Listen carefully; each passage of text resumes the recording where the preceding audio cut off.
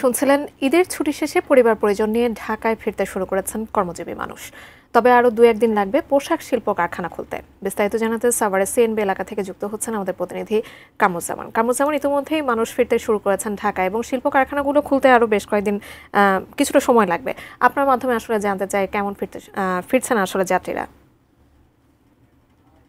আমি এই মুহূর্তে রয়েছি একদম যে সাভার যে সিএনবির ঠিক মানে যেখানে মানুষ নামছে আর কি ঈদের ছুটি শেষে ঘরে ফেরা মানুষ। আমি আপনাদের একটু দেখাই যে এই যে কি পরিমাণ মানুষ কিন্তু এখানে নামছে, মনে হচ্ছে এটি একটি বাস স্ট্যান্ডেরও হয়েছে।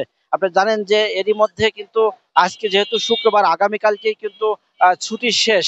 এখন এই ছুটি শেষে সবাইকে কর্মস্থলে যেতে হবে, যে কারণে কিন্তু আপনারা দেখতেই পাচ্ছেন যে ঈদের যে ঘরে ঈদে যে ঈদ করার জন্য পরিবারের সাথে যারা ঈদে গিয়েছিল তারা কিন্তু আবারও কিন্তু তারা ফিরতে শুরু করেছে। এর মধ্যে কর্মজীবী মানুষ যারা, তাদের পরিবার পরিজন নিয়ে, শিশু বাচ্চা সকল শ্রেণীর মানুষ নিয়ে তারা কিন্তু এই বাসে কিন্তু এখন এখান থেকে নামতে শুরু করেছে এখানে।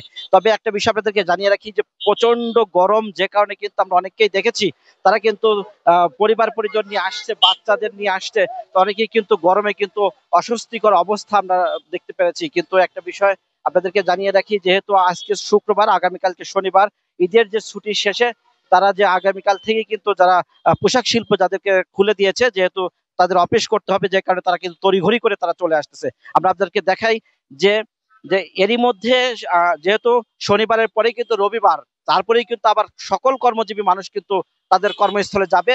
এই ছিল আমার কাছে সর্বশেষ সাভার সিএনবি থেকে। আমরা ফিরে যাচ্ছি স্টুডিওতে, জাকিয়ার কাছে। জাকিয়া।